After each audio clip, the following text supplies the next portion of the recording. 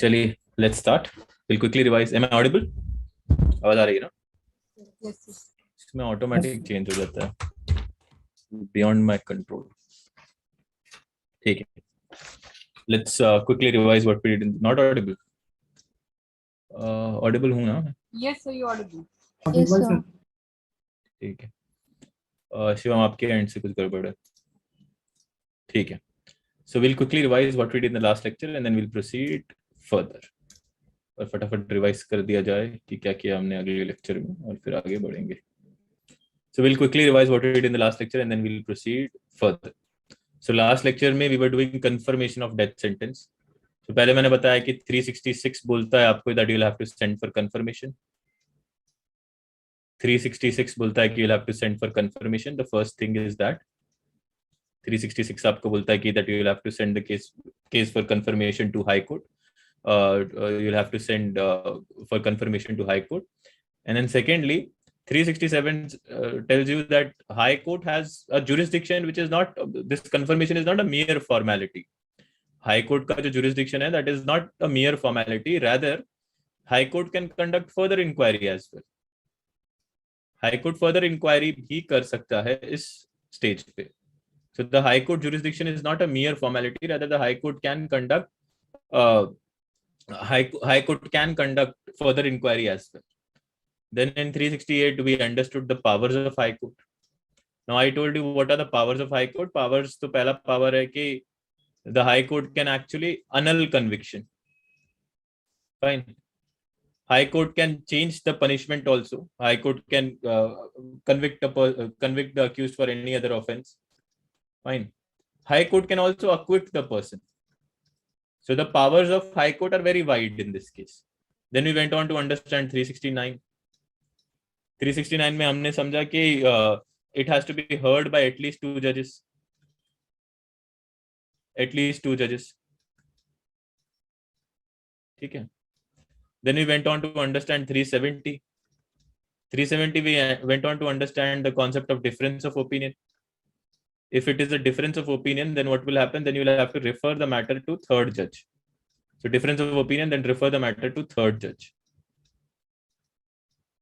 ठीक है. अगर आपका difference of opinion का मामला है तो आप refer करोगे ये matter third judge को. So if there is a case of difference of opinion, refer this matter to third judge. Then we went on to 371. Now in 371, I told you that, see, what is happening, that now you will send the order to Sessions Court. ठीक है. With this we were done with our confirmation provisions, that is 367 to 371. ये सारे provisions से हम खत्म कर गया था. Yes, Bhavna. Sir, in 370, if we refer the matter to the third judge, how how these 3 judges come to a decision? It's like Majority. Majority. Okay. Majority will prevail. Okay. Right. So these were the things that we went on to discuss. Now we'll go on to understand the concept of warrant trial. अब समझेंगे warrant trial का concept. What is a warrant trial? It is basically a trial by magistrate. So पहले तो समझना है कि warrant trial का मतलब क्या है. Warrant का मतलब क्या है? Warrant का मतलब क्या है? First, let us understand what does warrant mean. ठीक है.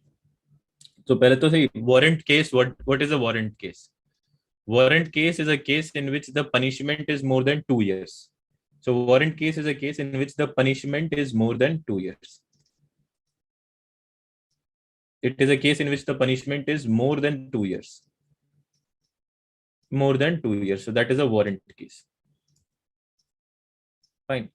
So meaning that in all these cases, the punishment is more than 2 years, and these cases are triable by magistrate, not by court of session, because court of session procedure we have already seen. जो court of session का procedure था वो हमने already देख लिया है. वो court of session का प्रोसीजर जो आपने देख लिया है वो है 225 से लेकर 236 तक. ठीक है, वही प्रोसीजर है जो आपने देख लिया. सो 225 से 236 तक वो प्रोसीजर था जो which we have already seen. So that is the court of session. Now here the story is different. This is not court of session, rather the warrant trial is conducted by magistrate. Warrant trial is conducted by magistrate. Now आप बोलोगे कि sir इसमें भी तो more than court of session is also trying a punishment for more than 2 years.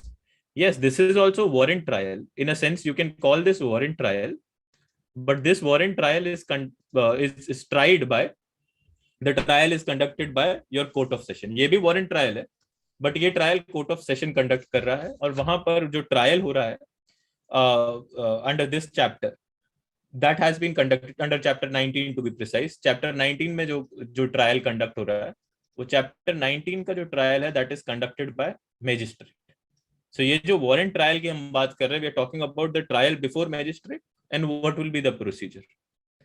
Now, interestingly, in warrant trial, they have divided. In warrant trial, they have divided they have divided the procedure into two halves. They have divided the procedure into two halves. Now, say cognizance हम तीन तरह से लेते हैं. We take cognizance through three means. One is cognizance on police report. Second, cognizance on complaint. Third बताओ. Third कैसे लेते हैं? Information. ठीक है. So this part is known as otherwise than police report. This part is known as otherwise than police report. ठीक है. अब आ जाओ चैप्टर 19 पे. अब आ जाओ 237 पे आ जाओ. Are you guys on 237? एक बार आ जाओ 237 पे.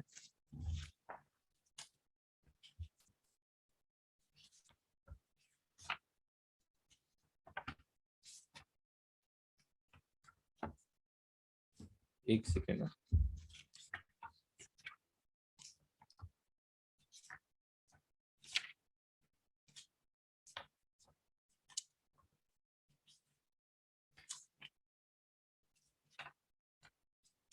वो 237 पे, सॉरी 238 पे आ जाओ. 237 बोल रहा हूँ. 238 पे आ जाओ. नाउ 238 का ऊपर का पार्ट देखो. ए क्या लिखा है? चैप्टर मतलब चैप्टर 19 का ए का पार्ट देखो. सो ये चैप्टर 19 ऐसे ही. This is chapter 19. So it is divided into two parts. One part is A part. इसको बोलोगे A part. Now A part says that cases instituted on police report, cases on PR. ठीक है. तो इनके लिए the procedure is slightly different. And then come to 244. एक बार 244 पे आ जाओ. अरे गाइस, 244 सेक्शन 244. Yes sir. अब 244 के ऊपर देखो बी लिखा है. दिख रहा है बी? बी के आगे लिखा है cases instituted otherwise than on police report. So the procedure for both of them is very different. So basically, what they have done basically in warrant trial, they have distinguished both the procedures. दोनों procedure अलग रखे हैं उन्होंने बोला है कि यार police report के लिए अलग procedure होगा, otherwise then on police report के लिए there will be a different procedure altogether. तो उन्होंने दोनों procedure को अलग रख दिया chapter 19 में. So chapter 19, ideally you can say that it is divided into two portions. मतलब ऐसे तो मैं बोलूंगा तीन पोर्शंस में divided. It is divided into 3 portions ultimately, but अभी के लिए समझ में ये रखो कि it is divided into 2 portions. First portion is A, that is cases on police report. Second portion is otherwise than on police report. अब cases on police report, you will find these provisions from section 238 to 243 to section 243. Otherwise than on police report आपको मिलेंगे section 244 to 247. ठीक है, 247. अब कुछ provisions इन दोनों के common है, और वो जो प्रोविजंस है, जो कॉमन प्रोविजंस है, दोनों को अप्लाई होते हैं. There are certain provisions which are common and they apply to both of them, and these provisions are from 249. इसको बोलेंगे, इसको नाम देंगे common provisions, which apply to both the trials, both police report also, case on police report also, and otherwise than on police report also. So those provisions are 248 to 250. ठीक है, ये दोनों provisions दोनों को अप्लाई होंगे, common provisions. So ideally it is divided into three parts. One is cases on police report, second is otherwise than on police report, and common provisions. But अभी के लिए हम इस पर फोकस करेंगे, फिर ये प्रोसीजर पर फोकस करेंगे, फिर कॉमन प्रोविजंस पर फोकस करेंगे. ठीक है. So now let's start with procedure in the cases of police report. Police report के केसेस में वारंट ट्रायल का क्या प्रोसीजर है? पहले तो वारंट ट्रायल इतना ही समझ लो कि 2 साल से ऊपर पनिशमेंट होने वाला है. Since it is a warrant trial, then the punishment will be more than 2 years for sure. Now, what is the procedure if it is tried by magistrate? How will we start? तो start करते हैं. तो पहले, so it will start with supply of documents. So पहले trial start होगा supply of documents से. Supply of documents, which has been provided in 230, आपके 238 में provided है. Come to 238. Are you guys on 238? 238 पे हो? Yes, sir. ठीक है. So 238 क्या बोल रहा है कि compliance with section 207. Compliance with section 207. Now what does 207 says? 207 क्या बोलता है बताइए, किसी को याद है? Supplying of documents to the accused. Yep. So compliance with 207, which is supplying of documents. So when in a warrant case instituted on police report, the accused appears or is brought before the magistrate at the commencement of the trial, the magistrate shall satisfy himself that he has been complied that he has been complied with the provision of 207. Magistrate को ये satisfaction करनी होगी कि इसको हमने document दे दिया है.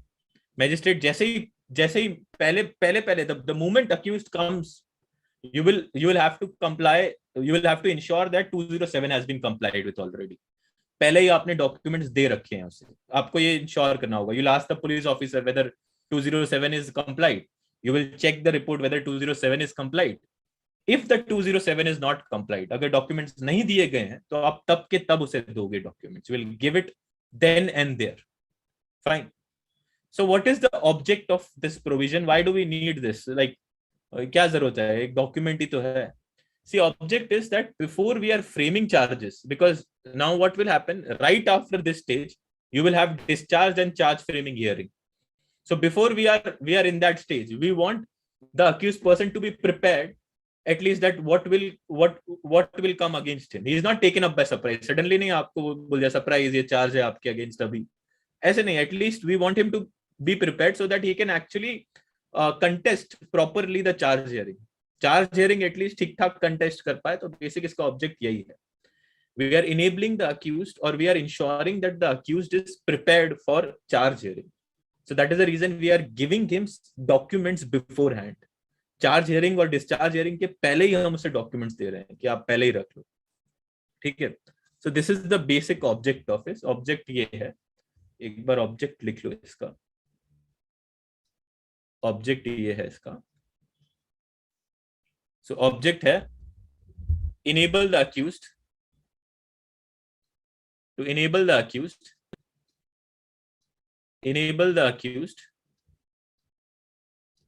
to have an all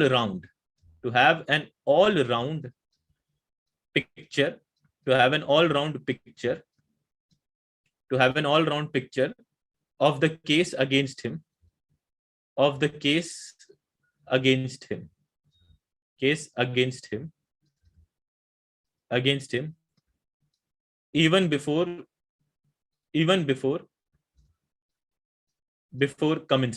even before commencement.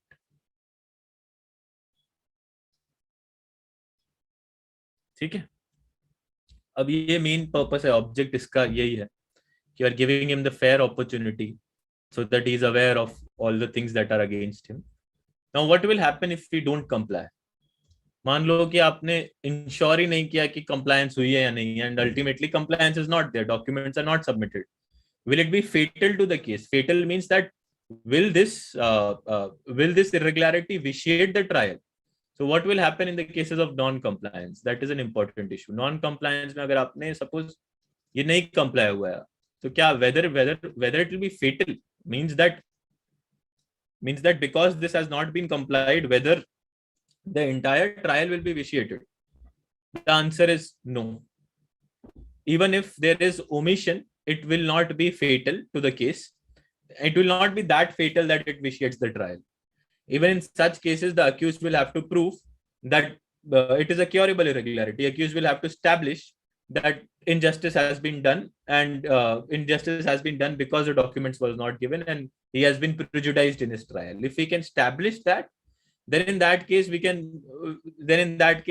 trial can be challenged, and that will not be the sole ground of challenging the trial. He will also have to prove that how he has been prejudiced in the trial entirely.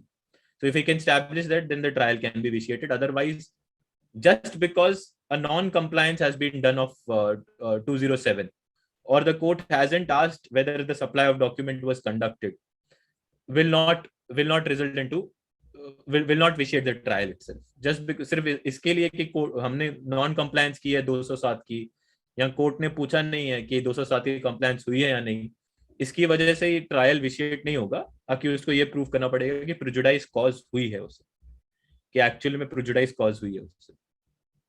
ठीक है, this is the second aspect. Now this second aspect was held in your Noor Khan versus state of Rajasthan supreme court. Noor Khan versus State of Rajasthan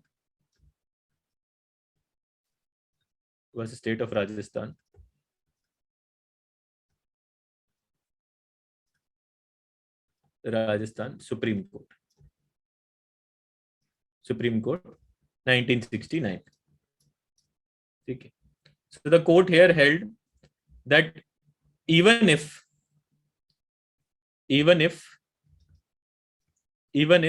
there is an omission, even if there is an omission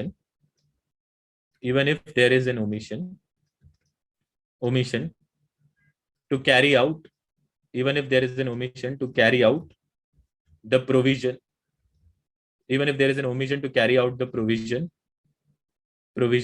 regarding the supply of documents in the beginning, regarding supply of documents, regarding supply of documents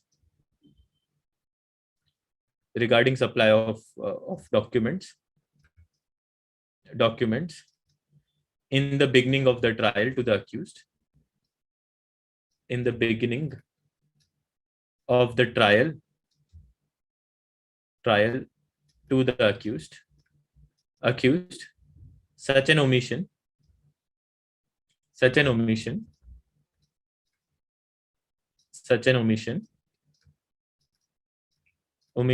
will not be fatal,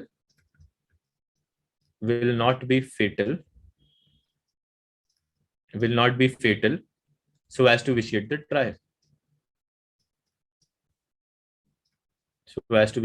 trial.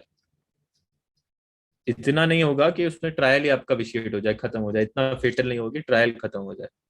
So such an omission will not be fatal as to vitiate the trial. ठीक है, तो ये आपका हो गया 238. So this is the first provision, this is the start. अब देखते हैं आगे क्या होता है। Let's see what happens later. अब आ जाओ सेकेंड एस्पेक्ट पे। सेकेंड है charge and discharge, both hearings है। पहले हो गया डिस्चार्ज, डिस्चार्ज इज अंडर 239 यहां पर, and your charge is under 240। ठीक है, इसमें कुछ अलग नहीं है आपका, the same things are here, just one or two things are here and there. एक बार 239 पे आ जाओ। Words, there is the use of words is slightly different. एक बार आ जाओ 239 पे। Are you guys in 239?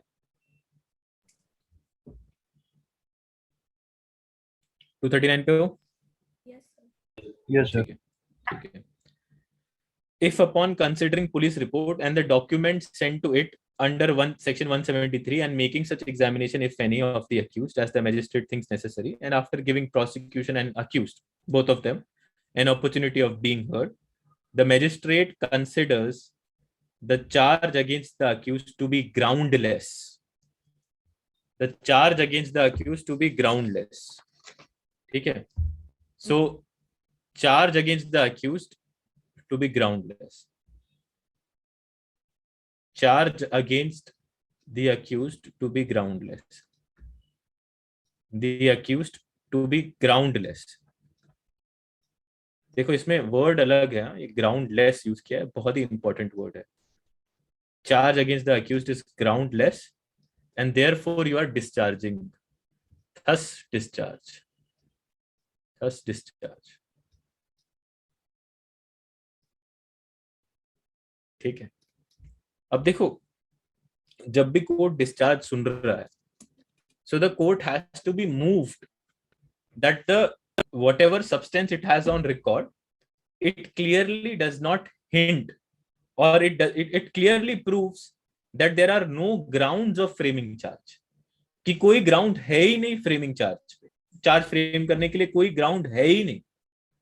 Fine. ऐसा नहीं कि ये नहीं बोल सकता कोर्ट कि अच्छा ये एविडेंसेस प्रूव नहीं हो सकते. Court can not say that oh accused can get a benefit of doubt. यहां पर कोर्ट को बेनिफिट ऑफ डाउट का एम्बिट इग्नोर करना है. Court should not consider benefit of doubt at this stage, at this earlier stage, because that is something that will be examined at the trial stage. जो benefit of doubt का जो examination है, that is something which will be examined in trial stage. Court को इस initial stage पे benefit of doubt accused को नहीं देना. Court here will examine all the documents that has been submitted under 173. Court will give opportunity of hearing to the accused. Now जब ये मैं बोलूं opportunity of hearing, इसका ये मतलब नहीं है कि accused will have to produce his evidence. Opportunity of hearing does not mean that the accused will have to produce his evidence. Rather, without taking any evidence of record and only considering the documents which are already there on record and statements which are already there on record, do you feel that there is absolutely no ground for even framing the charge against the accused? कि कोई ground ही नहीं है कि charge frame कर सके. अगर ऐसा है, then you will discharge. If such is a situation, then you will discharge. If there appears to be a small ground, but you feel that we can give accused a benefit of doubt, that cannot be a ground for discharge. इसमें आप benefit of doubt नहीं दे सकते. ये hearing में you cannot give benefit of doubt. Here, it is not at this stage. It is not that the prosecution will have to prove beyond reasonable doubt. जो beyond reasonable doubt का point होता है, वो prosecution आप वो use कर सकते हो, वो लॉजिक, वो आप लॉजिक यूज करोगे चार्ज फ्रेमिंग के बाद. ये स्टेज में, इनिशियल स्टेज पे आप वो लॉजिक नहीं लगाओगे. आपको सिर्फ इतना देखना है कि क्या सफिशिएंट ग्राउंड्स हैं आप चार्ज फ्रेम कर सको. मतलब क्या प्राइमा फेसी आपको लग रहा है कि केस मेड आउट है. If you feel that the case is made out, go for framing of charges. If you feel that there is absolutely no ground of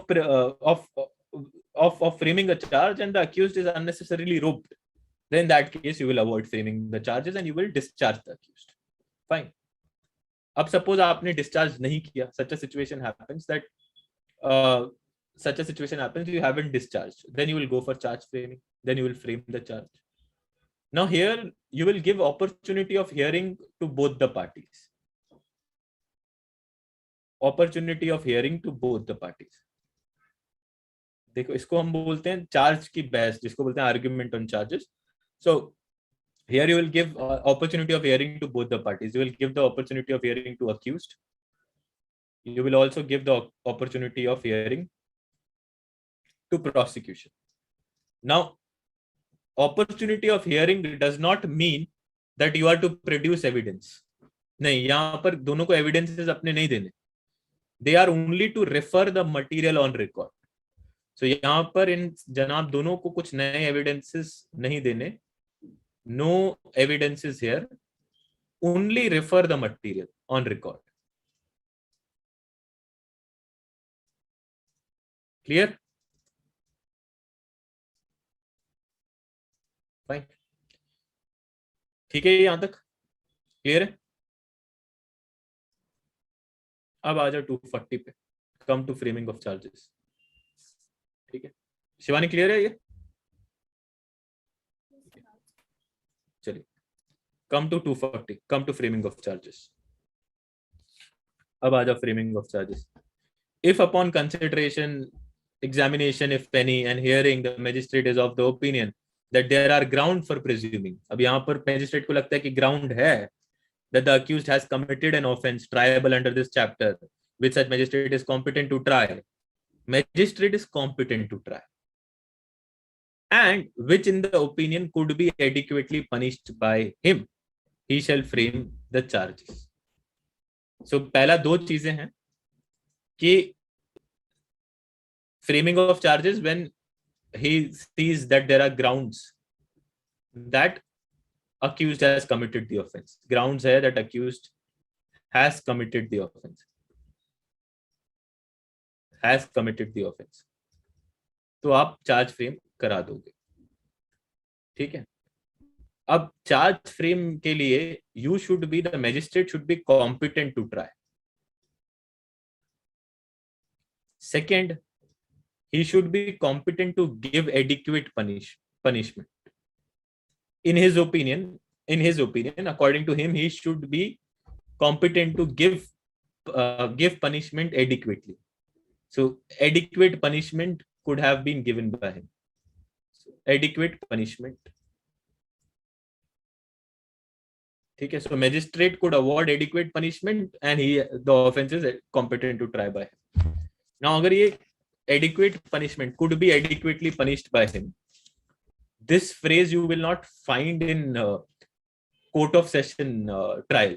एक बार जाओ 228 में, ये दिख रहा है आपको adequate punishment वाला phrase? ये आपको नहीं दिखेगा, दिख रहा है?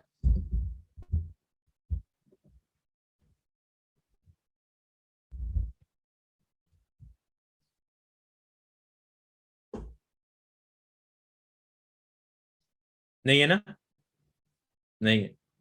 So अब वहां पर क्या हो रहा है, वहां पर they have already provided other mechanism. They said that if I am not competent to try, then I'll send it back.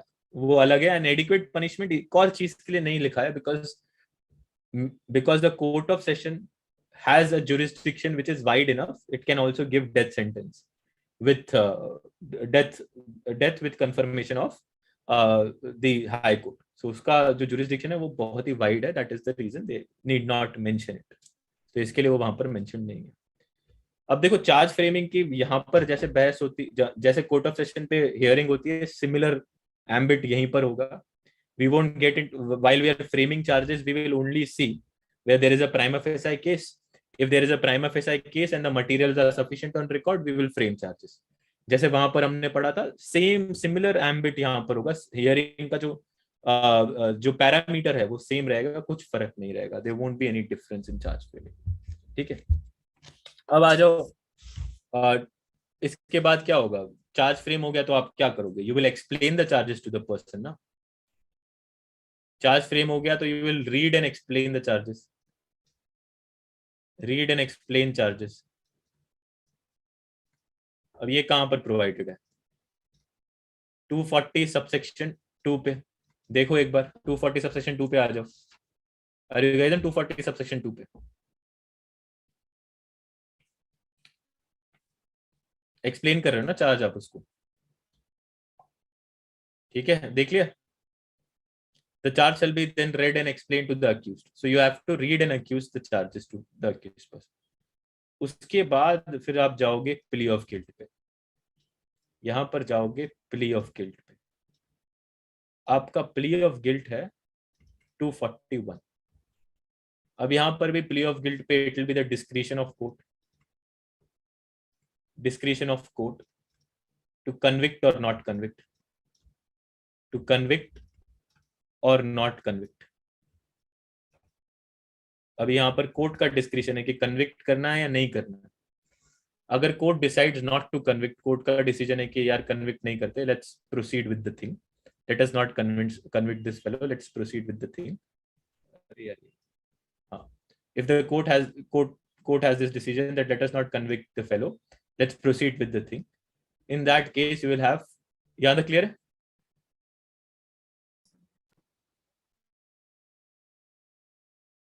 Guys, clear है यहाँ तक? बताओ. जी sir. Yes, sir. Yes, sir. ठीक है. So फिर plea of guilt के बाद आपका आता है prosecution evidence. फिर आएगा आपका prosecution evidence. Prosecution evidence, which is provided in 242. अब देखो यहाँ पर ना, the important thing is that unlike the trial before court of session, यहाँ पर अलग provision नहीं है डेट का. उन्होंने डेट का जो पार्ट है कि डेट देंगे वो भी इसमें इंक्लूड किया, 242 में इंक्लूड कर दिया. देखो वहां पर ऑलरेडी एक प्रोविजन है अलग से डेट का. प्ली ऑफ गिल्ट के बाद, plea of guilt is 229 there, 230 is date, 231 is evidence. ठीक है, यहाँ पर डेट एंड एविडेंस बोथ का provision, the provision for both of them is same. ये जो प्रोविजन है date and evidence, to give date of examination and evidence is same. Both the situations are provided in one section. Date of examination and evidence is the same. तो आ जाइए 242 पे. Are you guys on 242? ठीक है. If the accused refuses to plead guilty or does not plead guilty or claims to be tried, the magistrate does not convict the accused under 241. The magistrate shall fix a date. तो पहला हो गया, subsection 1 talks about fixing a date. Provided that the magistrate shall supply in advance to the accused the statement of the witness is recorded under investigation by the police. ठीक है. The magistrate may on the application of the prosecution issue summons or witnesses directing him to attend or producing any document. ठीक है, ये भी same है, similar है वहां पर. Nothing is changing here. On the dates of fixed, the magistrate shall proceed to take all such evidences. सारे evidences ले लेगा, may be produced in support of the examination. Provided that the magistrate may permit cross examination to be deferred. ये proviso क्या है बताइए मुझे. 242(3) proviso क्या है वो बताइए, हमने पढ़ा है, बताओ ये क्या है.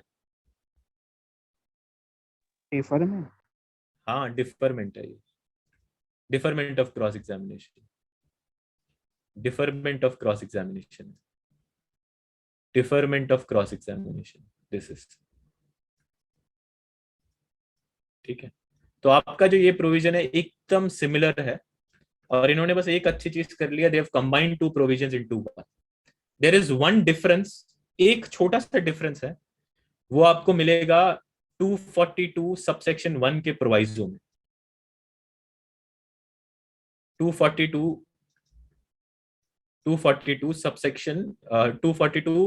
सबसेक्शन 1 के प्रोविजो में.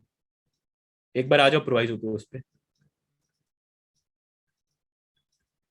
हो प्रोविजो पे. Provided that the magistrate shall supply in advance to the accused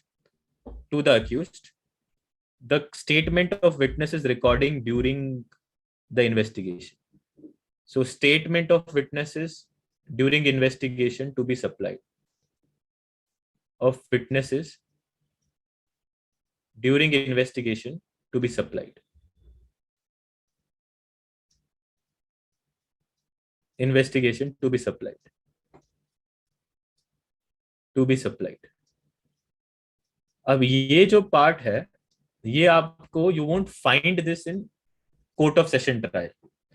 court of session में जाओ पीछे, go to 220, go to 230, 231, 230 पे जाओ, go to 230 and 231. एक बार वहां पर चले जाओ. Are you guys on 230? ये दिख रहा है ऐसा कुछ प्रोविजन? 231 पे देखो, दिख रहा है कोई ऐसा प्रोविजन? नहीं ना? No, sir. No, sir. No, sir. Now the question is कि whether we won't supply a statement of witnesses during investigation, all the statement of witnesses that are made during investigation in court of session trial. क्या हम court of session trial में accused को statement of witnesses जो भी investigation के दौरान दिए गए हैं वो हम सप्लाई नहीं करेंगे? The answer to this is no. we will supply these statements. We will supply these statements during committal. During committal, we will supply these statements.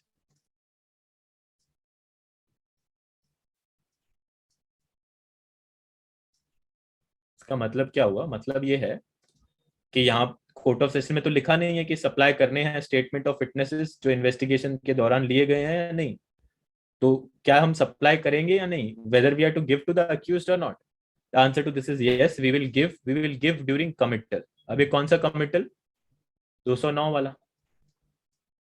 209 का जो कमिटल हम कोर्ट ऑफ सेशन में भेजते हैं, तो तब हियरिंग होती है ना, उसी दौरान we'll supply the statements. So we'll do it then. Fine. Is this clear? Yes sir. अब आ जाओ आगे थोड़ा. अब ये हो गया आपका प्रोसिक्यूशन एविडेंस 242. उसके बाद आ जाता है डिफेंस एविडेंस विच इज 243. अब इसमें एक इंटरेस्टिंग बात है, इसमें अक्विटल का कोई क्लॉज नहीं है. इसके बाद यहां पर acquittal court of session trial में तो यहां पर अक्विटल होता है. In court of session trial, after prosecution evidence, there is a provision of acquittal under 232.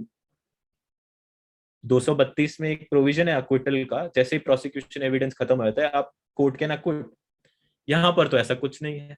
यहाँ पर डायरेक्ट आप डिफेंस एविडेंस के साथ प्रोसीड कर रहे हो. What is the rational behind and why is such a provision? क्यों ये प्रोविजन नहीं है? व्हाई ये अक्विटल क्यों नहीं है? ये समझ रहे हो आप?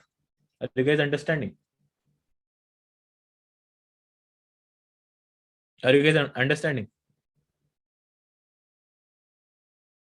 नहीं. एक बार जाओ कोर्ट ऑफ सेशन ट्रायल में. वो कोर्ट ऑफ सेशन ट्रायल पे जाओ सेक्शन 232 में. Are you guys on 232? Yes, sir. अब उसमें क्या लिखा है? Acquittal. This acquittal is after when? After prosecution evidence. ठीक है. अब वापस आओ यहाँ वारंट ट्रायल में. वारंट ट्रायल में देखो क्या हो रहा है. वारंट ट्रायल में आपका एविडेंस ऑफ प्रोसिक्यूशन हो रहा है, फिर एविडेंस ऑफ डिफेंस हो रहा है. अक्विटल तो है ही नहीं. कोर्ट ऑफ सेशन ट्रायल में यहाँ पर प्रोसिक्यूशन एविडेंस होता था और यहाँ पर डिफेंस एविडेंस होता था. बीच में अक्विटल था आपका. बीच में एक अक्विटल था. अब वो अक्विटल तो यहाँ पर वारंट ट्रायल में तो है ही नहीं.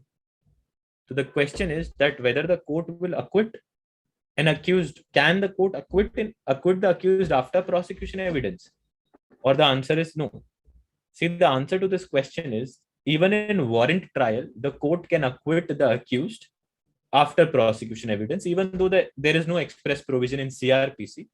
But here we'll have to understand the idea of evidence, the idea of Evidence Act. Okay. So here we will understand the idea of Evidence Act, and here we will understand the burden of proof, concept of burden of proof. ठीक है. अब देखो क्या होता है कि एक second, क्या होता है कि whenever a party whenever suppose a prosecution starts, it has been provided under Evidence Act that first prosecution has to prove the case beyond reasonable doubt. ठीक है, beyond reasonable doubt. Once the prosecution has proved the case beyond reasonable doubt, once they have proved this case beyond reasonable doubt, the burden shifts upon the defendant. ठीक है.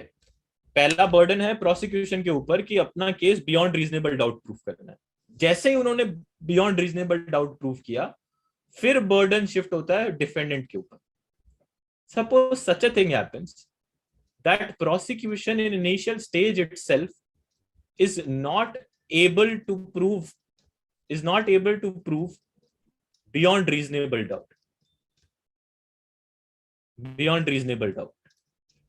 Prosecution initial stage पे beyond reasonable doubt नहीं proof कर पाए, तो क्या आप burden shift करोगे? तो क्या आप डिफेंडेंट को बोलोगे कि एविडेंस दे? तब तो आप डिफेंडेंट को बिना एविडेंस दिए ही अक्विट कर सकते हो ना, without taking his evidence also, without taking this evidence also, you can acquit the accused. No, why do you need his evidence for acquitting? In that case, the burden will not shift at the first instance. Burden shift hoga hi nahi because he hasn't proved beyond reasonable doubt. So in that case, you can acquit the accused once the prosecution evidence has taken and before defense evidence has been initiated. So technical glitch हो गई क्या कोई? Should I explain again? एक बार समझाता हूँ. No, sir. Yes, sir, please. ठीक है. तो बेसिकली क्या होता है कि इसको बोलते हैं initial burden. Initial burden in a criminal case lies upon prosecution to prove the case beyond reasonable doubt. Beyond reasonable doubt. ठीक है. Once the prosecution has proved beyond reasonable doubt, once they have proved, ये proof कर दिया, then the burden shifts upon the defendant or the accused person. ठीक है. Now, if the prosecution has not proved beyond reasonable doubt,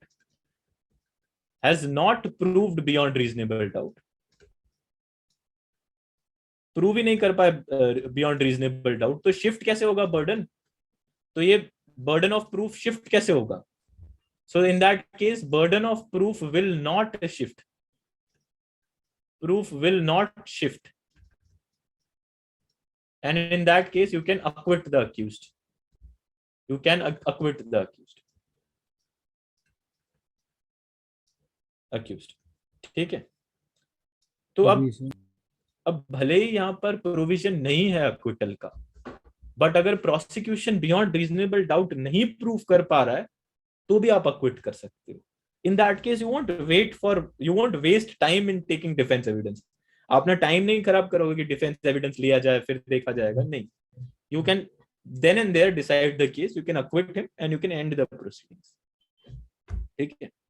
फिर उसके बाद आता है डिफेंस एविडेंस. डिफेंस एविडेंस उसके बाद आता है डिफेंस एविडेंस. और डिफेंस एविडेंस में भी सेम चीज है. डिफेंस एविडेंस में भी जो सेम चीजें हैं वहां पर वही यहाँ पर है. There is no much difference. कुछ ज्यादा फर्क नहीं है. एक बार आ जाओ 243 पे. Come to 243. Are you guys on 243? ठीक है. So the court accused shall then be called upon to enter upon his defense and produce his evidence, and if the accused puts in a written statement, the court shall file. The magistrate shall file it with record. So magistrate file कर देगा. ठीक है. If the accused after he has entered upon his defense applies to the magistrate for issue of process for compelling the attendance, तो compel भी करा देगा. Attendance of witnesses, document or anything, the magistrate shall issue such warrant unless for the purpose of vexatious delay or for defeating the ends of justice. Such ground shall be recorded by him. Provide that when the accused has cross-examined or had the opportunity of cross-examining any witness before entering on his defense, the attendance of such witness shall not be compelled under this section unless the magistrate is satisfied that it is necessary for the ends of justice.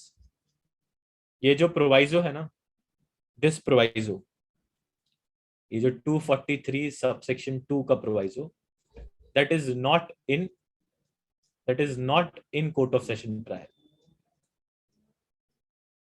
ये जो proviso है 243 subsection 2 वाला proviso, that is not in court of session trial.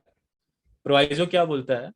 Proviso says that if the accused person if the defendant has already cross-examined a particular witness, चाहे prosecution evidence में ही, if he has already cross-examined that particular witness, then if he wants to re-examine that witness again, then he will have to prove that it is necessary for the ends of justice. He will have to establish that it is necessary for ends of justice. It is necessary for ends of justice. For ends of justice. Ends of justice. अब ये basically इसलिए करा गया है क्योंकि देखो defendant purposely he may call witnesses unnecessarily. So in order to avoid that issue, they have said that, see, if you have already cross-examined a particular witness, then we would want you to prove that why his attendance is necessary at present. हम चाहेंगे कि हम जानना चाहेंगे कि उसकी attendance इतनी जरूरी क्यों है अभी. What is the problem with his attendance? Why can you attend this juncture?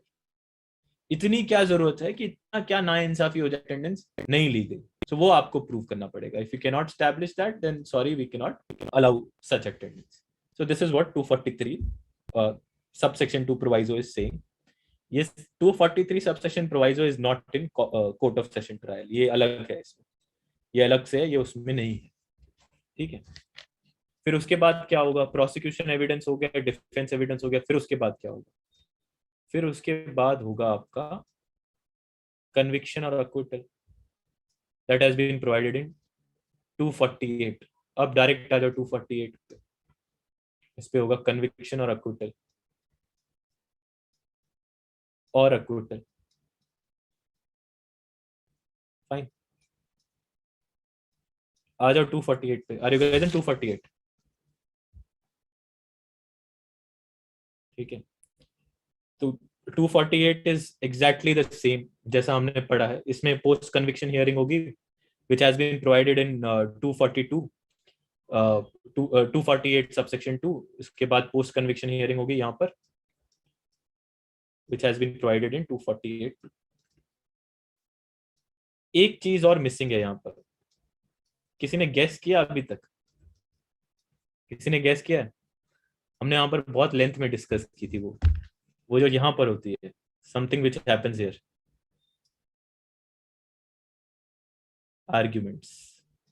Yes, arguments is missing here. So सवाल ये उठता है कि क्या arguments होंगे ही नहीं warrant trial में? क्या arguments होंगे ही नहीं warrant trial में? That becomes a question. Whether arguments will be conducted or not before conviction or acquittal. Arguments will be conducted, and there is an independent provision dealing with argument. That independent provision is section 314 of CRPC. एक बार 314 पे जाओ. आ जाए 314 पे. अरे गए 314.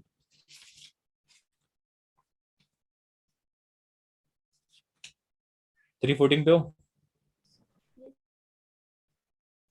देख रहे हो? Any party to the proceeding may, as soon as after the close of evidence, address concise oral arguments, and may, before he concludes the argument, if any, submit memorandum to the court setting forth concisely and under distinct heading the arguments in support of this case, and every such memorandum shall form a part of record.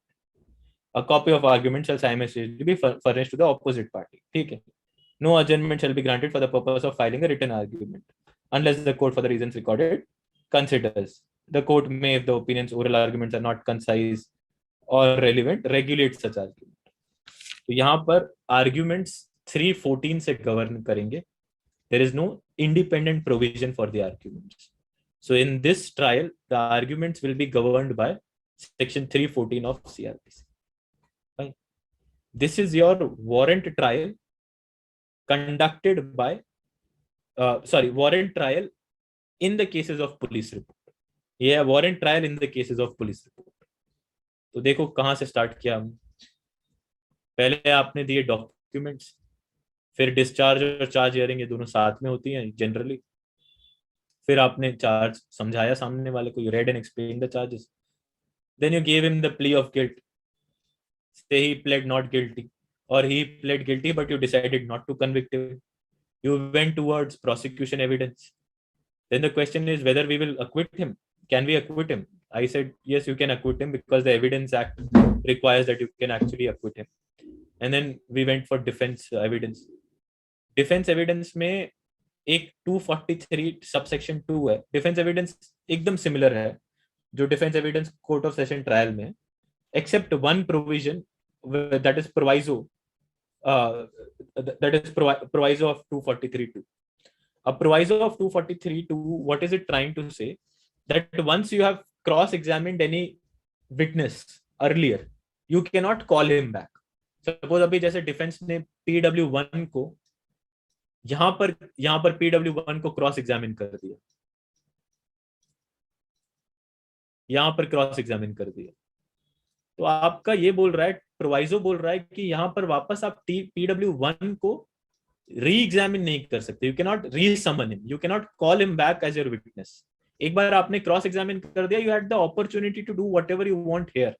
Now you can not just call him again, you cannot call him again. Now if you want to call him again, you will have to establish that it is necessary for the ends of justice.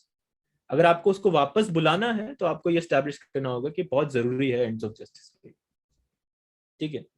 फिर हमने defence evidence conclude किया। मैंने बोला फिर defence evidence के बाद conviction और acquittal होता है, तो फिर मैंने बोला कि हम एक पॉइंट मिस कर रहे हैं, that is argument. So whether in this case arguments will be there, I told you yes, arguments will be there, and arguments will be conducted under 314 of CRPC. They will be regulated under 314 of CRPC.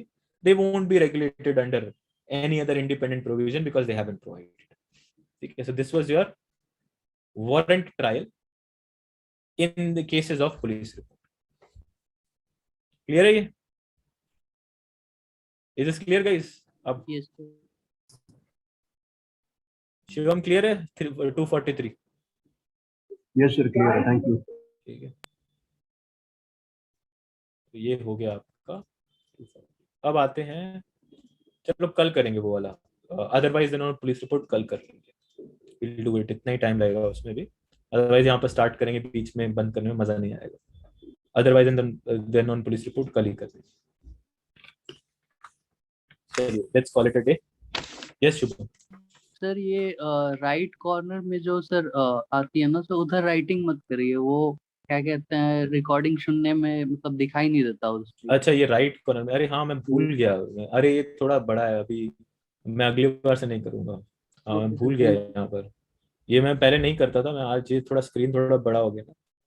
अच्छा देखो resolution ठीक आ रहा है, क्योंकि यहाँ पर मुझे थोड़ा रेजोल्यूशन कभी कभी गड़बड़ दिखता है, बट नहीं वहाँ सर पर बिल्कुल बढ़िया है। वहाँ पर ठीक आ रहा है ना। सही है, मतलब ये बेटर है, बट वो बस वही है राइट कॉर्नर वाला, और हाँ सब राइट कुछ नहीं कॉर्नर, better है। राइट कॉर्नर में नहीं करूँ। सर इसके जो राइटिंग है वो थोड़ी और क्रिस्टल क्लियर है, वो थोड़ी सी ब्लर रहती थी लेकिन ये क्लियर है एकदम। ठीक है चलो सही है। यस अनी। सर मेरा क्वेश्चन ना उससे था, जो आपने कहा था ना SRE की क्लास में, आपने कहा था जो टेस्ट दिया है उसमें आपने कहा था कि और बेरेक्ट पढ़ो और MCQs करो, तो सर MCQs आप प्रीवियस ईयर के क्वेश्चन पेपर की बात कर रहे थे या प्रीवियस पर्टिकुलर? प्रीवियस ईयर सारे लगा लो, प्रीवियस ईयर किसी के भी छोड़ना मत। सर हमें क्या मतलब अलग से कोई बुक परचेज करके उसमें जो SRE नहीं, के सारे प्रीवियस ईयर तो मैंने दिए हैं, वैसे अलग से SRA के ऐसा कोई बुक नहीं है जिसमें अलग से सिर्फ SRA के ही प्रीवियस ईयर हो, और सेंस नहीं बनता प्रीवियस ईयर SRA के लिए अलग से लेने के लिए। बाकी आप उसमें देख लो, जो इसमें जितने भी पेपर्स दिए हैं उसमें से निकाल लो SRA के कौन कौन से क्वेश्चंस आते हैं। यहाँ प्रीवियस ईयर आप भी खरीद सकते हो, if you want to buy you can purchase previous years also, single की ऑल स्टेट्स आती है। सर मेरे पास ना एक बुक है, उसमें ना मतलब सारे सब्जेक्ट के जितने भी जुडिशरी में आते हैं उसमें हर एक यूनिवर्सल है? हाँ यूनिवर्सल है। उसमें SRA के कम है, 170 या 200 कुछ क्वेश्चन है ना उसमें। हाँ इतने ही अराउंड है आई गेस। SRA के कम है आपको, मतलब देखो मैं एक स्टोरी बताता हूँ, ये एक स्टोरी है, मेरी सिस्टर की स्टोरी है, मैं बताता हूँ। मेरी सिस्टर नेट दे रही थी, नेट में MCQ ही रहता है, सॉरी नीट दे रही थी, नीट में MCQ ही रहते हैं सारे, वो नहीं रहते थियोरेटिकल, हमारी तरह राइटिंग नहीं रहती। She is a very brilliant student, मतलब बहुत दिमाग है उसमें, बहुत ही अच्छा, उसमें समझ लेती है, बहुत सही है, ठीक है। बट क्या हुआ, she did not solve as many MCQs उसमें पहले अटेम्प्ट में, तो शी कुड नॉट क्लियर। तो उसने क्या किया, एक ड्रॉप लिया और उसमें उस ड्रॉप के दौरान उसने कुछ टोटल सारे सब्जेक्ट्स के मिला के 20,000 MCQ सॉल्व किया, तब जाके हुआ। देखो नॉलेज और MCQ का गेम थोड़ा अलग है, MCQ आपको ज्यादा ऑब्जेक्टिव रहने को बोलता है, तो ये प्रॉब्लम होती है बहुत ब्राइट स्टूडेंट्स की, तो इसलिए जितने MCQ सॉल्व करो उतने कम है। तो एटलीस्ट आप ये 200 से काम नहीं चलेगा, 200 बहुत ही मॉडरेट है, 200 तो मैंने ही दे दिया आपको इसमें, वो पेपर आपको पेपर में एटलीस्ट 5 से 6 MCQs आएंगे, उतने आ जाएंगे। आपको एटलीस्ट 200 तो कम है, आपको और MCQ सॉल्व करने पड़ेंगे। ठीक है, सर जैसे हम किसी सब्जेक्ट में कोई पर्टिकुलर, जैसे आपने अभी CRPC में कोई पर्टिकुलर, जैसे वारंट केस वाला आपने ट्रायल वाला बताया, तो अब इससे रिलेटेड अगर मैं MCQ सॉल्व करूँ तो फिर इस हिसाब से सही रहेगा ये? सब्जेक्ट के बाद कर, साइड बाय साइड भी कर सकते हो, बट आइडियली प्रेफरेबली तब अच्छा होता है जब आप सब्जेक्ट के बाद कर सकते हो। अभी तो साइड बाय साइड आप जैसे टॉपिक वाइज हम देते हैं वो सॉल्व करो, दैट इज सफिशिएंट। बट जब सब्जेक्ट खत्म हो जाए ना, तो आप सारे के सारे सॉल्व करते जाओ, तो फिर मजा आता है समझने का, because that is the true power of retention. और रिटेंशन तो तभी पता चलती है। सर मेरी कंफ्यूजन रहती है, मैं उसको सॉल्व करूं बैठ के यूनिवर्सल के, या फिर प्रीवियस ईयर के क्वेश्चन सॉल्व करूं बैठ यार के? प्रीवियस ईयर यूनिवर्सल में है ही कितने, आप पता है यूनिवर्सल जब किसी भी एस्पिरेंट जो सीरियस एस्पिरेंट है, universal is like a side book, उसमें है ही कितने। आपके CRPC के उसमें 300 कुछ MCQs है यार, CRPC में सेक्शन 484 है, उसके उन्होंने MCQ 300 दे रखे हैं।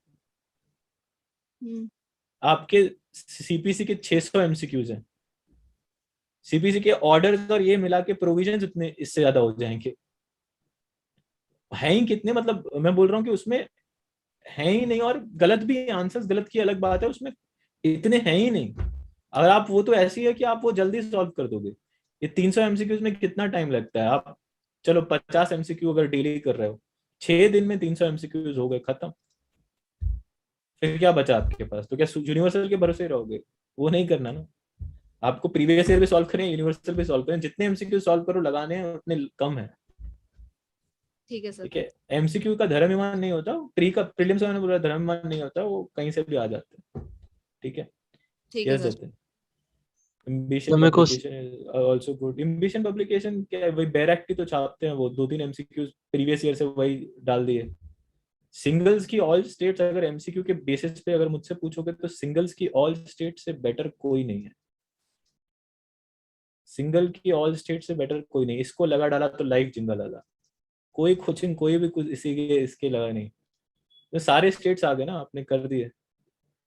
हाँ, इसमें भी आंसर्स गलत हैं, ऐसे नहीं कि मैं बोलूंगा कि सारे इसमें सही है। सही आंसर्स तो सारे किसी भी बुक में आप नहीं मिलेंगे, वो तो कोई गारंटी दे भी नहीं सकता। सिर्फ एक आधे किसी ने एक्सप्लेनेशन ऐसे दे दिया, वो अलग बात है। ठीक है, यस जतिन। सर जो SRA के टेस्ट है मेरे को कुछ 9 क्वेश्चंस में डाउट है, तो 9 वो क्वेश्चन में वो यस आप सर। उसमें स्क्रीनशॉट भेज दो मुझे, वो स्क्रीनशॉट भेज दो, मैं बता ओके, मतलब सर 9th क्वेश्चन नहीं, मतलब 9 क्वेश्चंस। हाँ 9 क्वेश्चन में समझ गया, 9 हाँ क्वेश्चन में आपको हाँ डाउट है, हाँ तो आप मुझे यस सर। स्क्रीनशॉट भेज दो, मैं रिजॉल्व ओके करता सर। हूँ। ठीक है।